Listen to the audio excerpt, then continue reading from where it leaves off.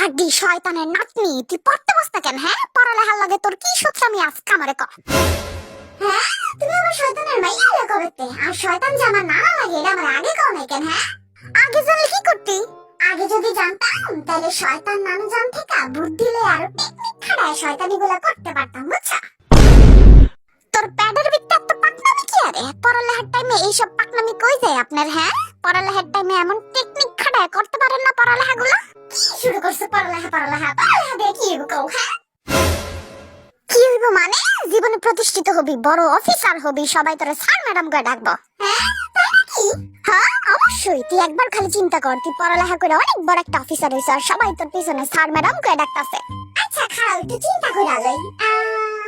Sir, এই যে ফাইলটা একটু দেখেন। স্যার, আজকে একটা মিটিং আছে। স্যার, এই যে প্রজেক্টটা রেডি। স্যার, আমাদের কাছে একটা মিটিং আছে। স্যার, না করতাম না আমি পড়ালেখা, হইতাম না আমি অফিসার। ওই, কি সমস্যা তোর? পড়ালেখা না করলে তুই কি করবি? হ্যাঁ, বিয়া করবো। বিয়া করতে কোনো পড়ালেখা লাগে না, বিনা পরিশ্রমে সাকসেস।